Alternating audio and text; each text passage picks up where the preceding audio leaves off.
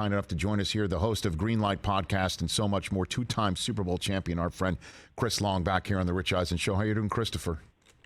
Rich, what's up, brother?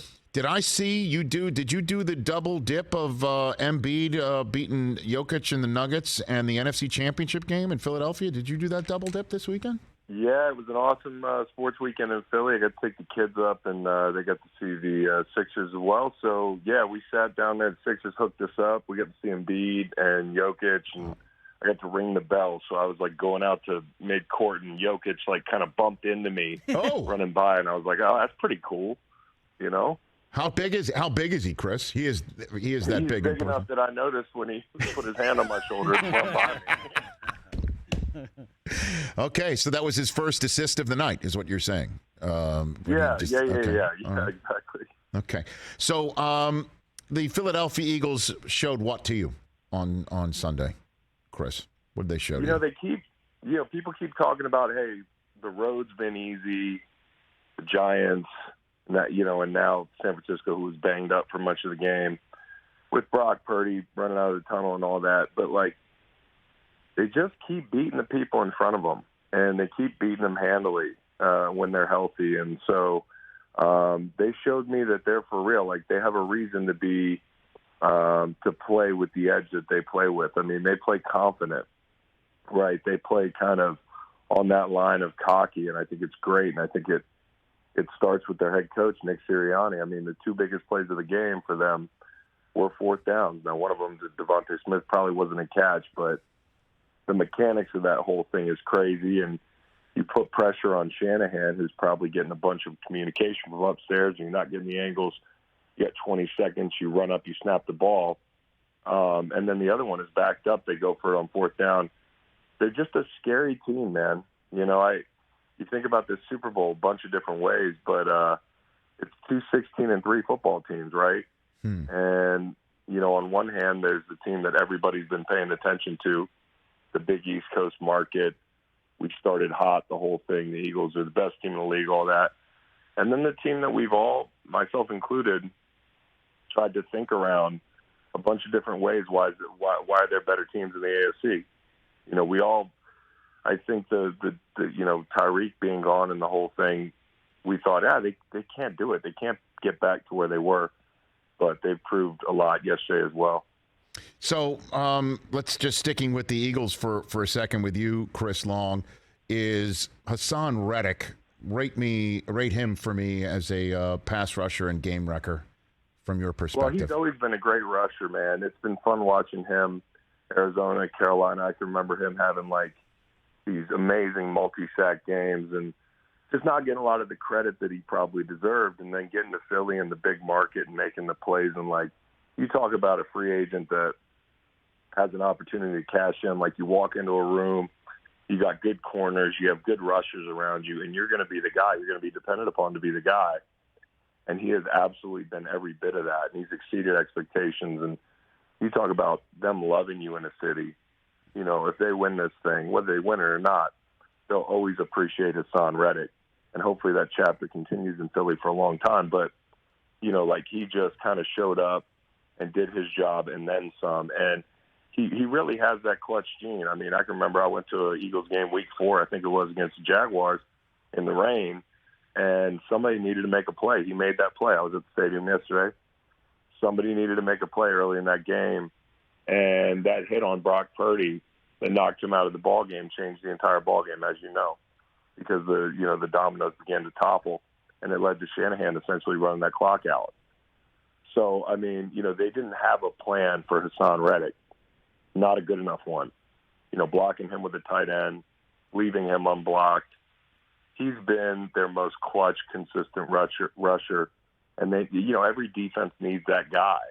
And they have it in Hassan Reddick.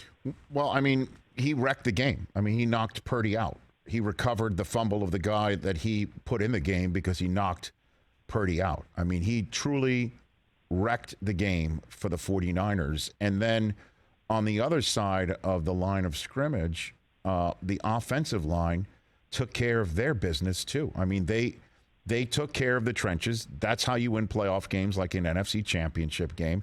And I'll give you the floor on Jason Kelce. What does he do? I mean, the fact I remember we talked about it, I think, this spring when you came on, when Kelce tweeted out the video of him drinking a beer to say he's coming back for one more.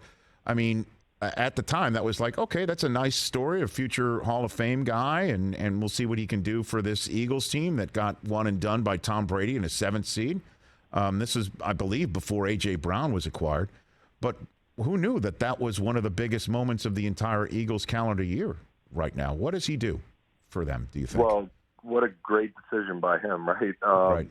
And you can see why he did come back, and hopefully he comes back again, because the guy is playing like he's 26 years old. You see him get up to the second level on some of these run blocks, and you're like, who is this guy? There's no way he's the age he is and has the mileage and the tread on the tires that he has. And, he's just like the perfect athlete, the perfect unorthodox athlete. And that center position, it takes a lot of different skill sets to thrive.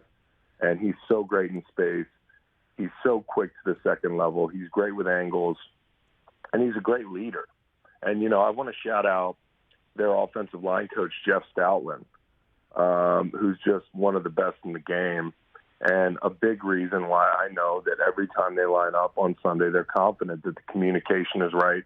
You talk about a guy who developed Jordan Mailata, a guy who's plugged and played different players with injuries. Our Super Bowl run, Jason Peters was hurt. He's had to plug people in. And then a guy that, to me, was the biggest story when I walked away from that game is Lane Johnson. Lane Johnson is playing through a major injury. That is not a minor deal. And he hasn't even given up a pressure since he's been back. I think it's time people start talking about him in the right light. I think people respect him as one of the best couple tackles in the game.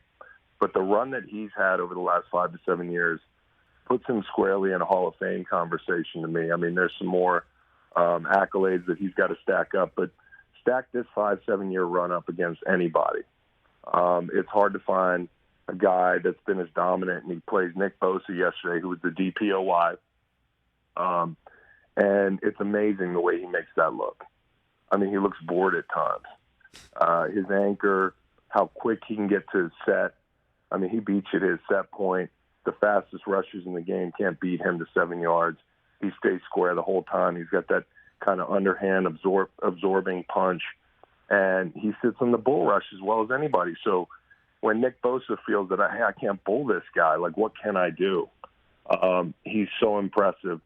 And as evidenced by the fact that when he's out, like, look at the way we feel about the best line in football when he exits the game, and it's Driscoll or somebody else. I mean, he is just such a massive piece. You just set it and forget it at tackle there. And he's blocked some of the best in the game. He did it again yesterday. Greenlight Podcast host, two-time Super Bowl champion Chris Long here on the Rich Eisen Show. Before we turn the page to the AFC Championship Game, let's talk about a couple of narratives to come out of the NFC Championship Game.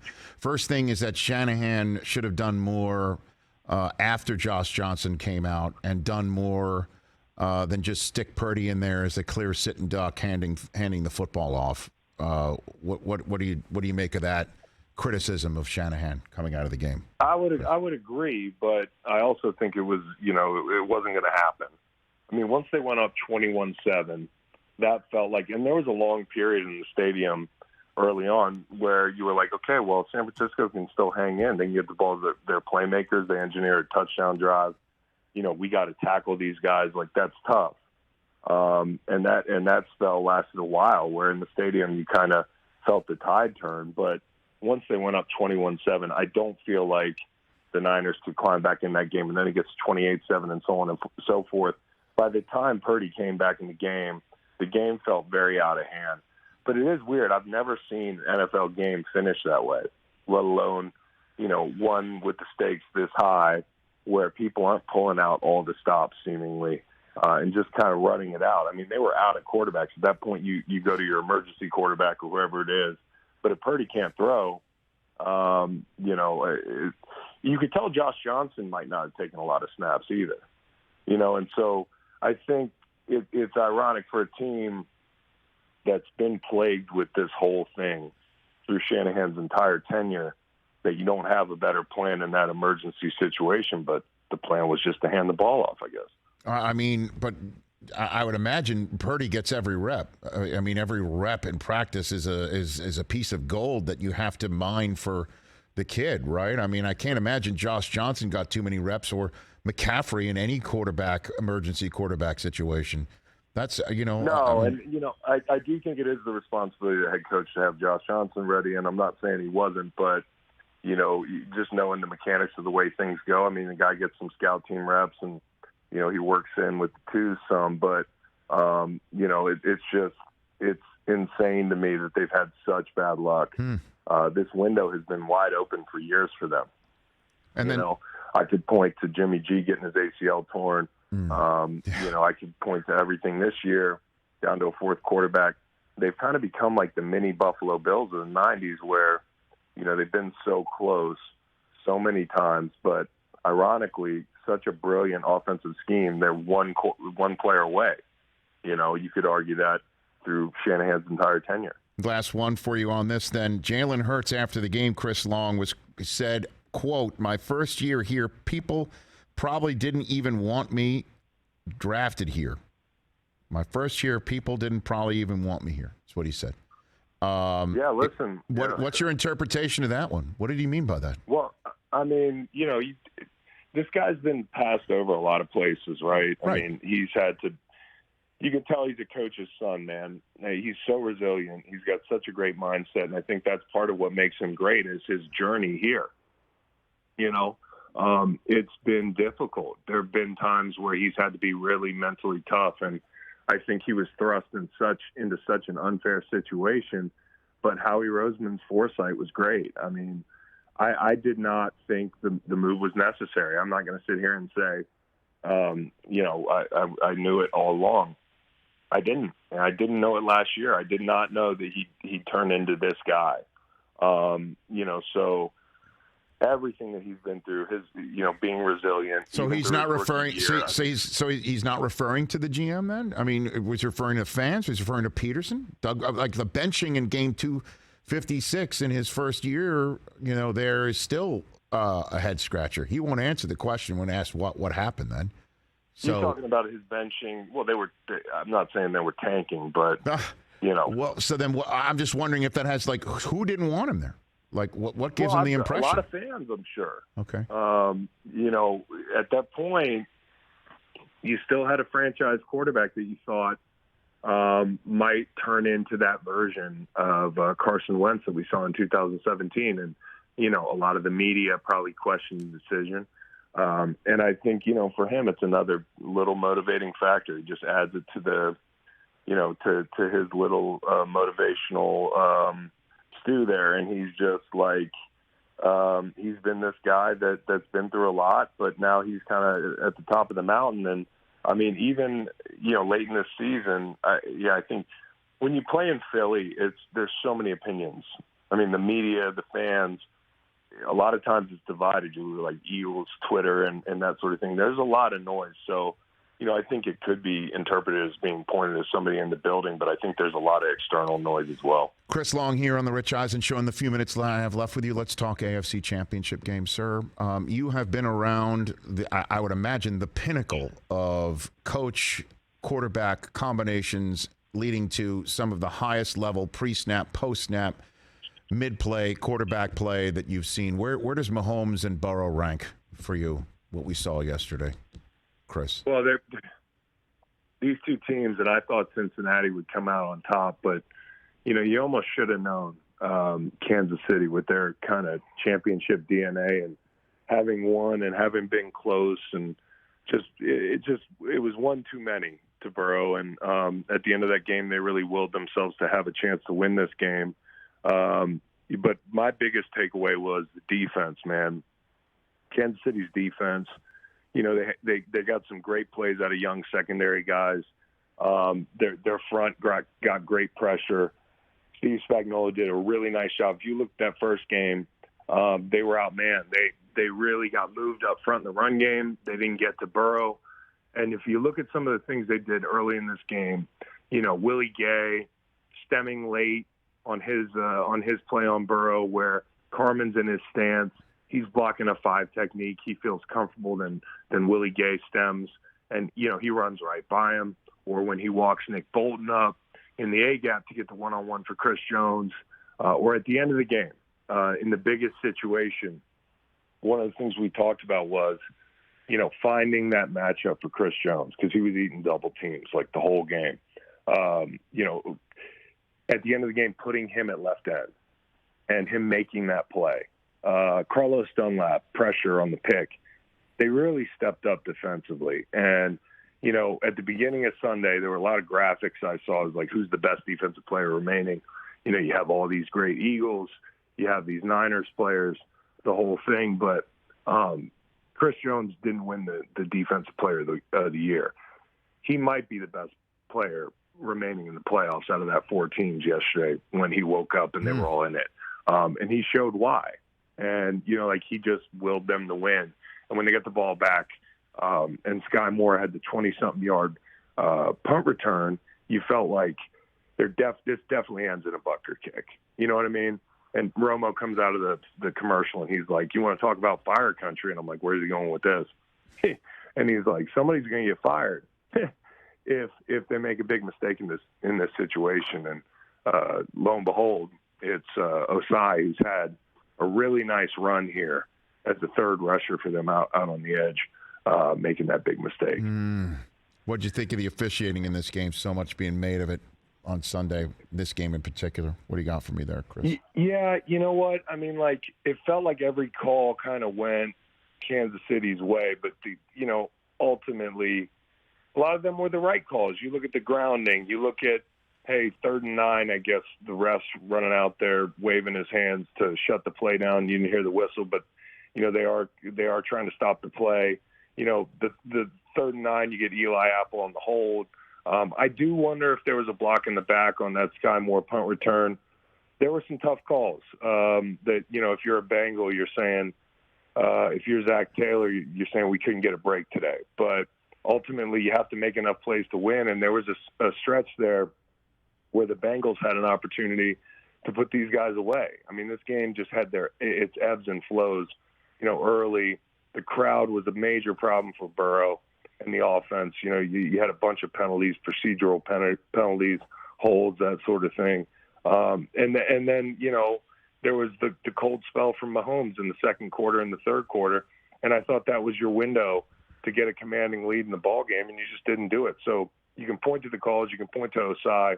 I know that guy's life has changed forever. I mean, it's just having played in the NFL and having played in big games and Super Bowls that I've been a part that we won, there are plays that I want back, like that keep me up at night in winning efforts. You're like, God, I wish I made that play.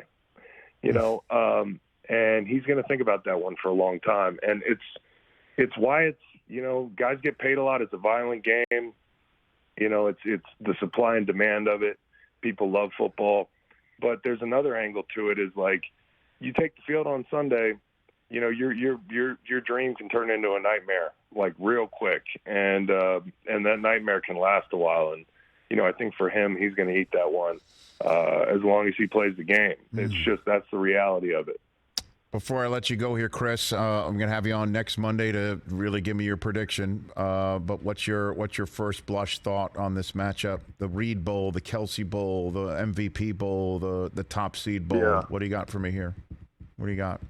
Well, it's a great game. Like I said, it's the 2-16-3 teams. They're the teams that, one of them, we kind of slept on them. The other one, has gotten their flowers all year long. And I think it's going to be exciting. I think if you were the Eagles and, somebody gave you a choice of the 2 teams to play, I'd probably rather play the Bengals.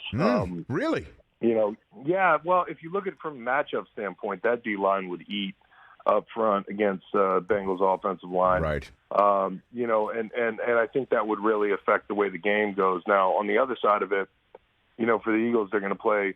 They got to deal with Travis Kelce in the middle of the field. That's a tough situation for them. They probably, Avonte Maddox came back. That's a big deal, but you're going to need help there.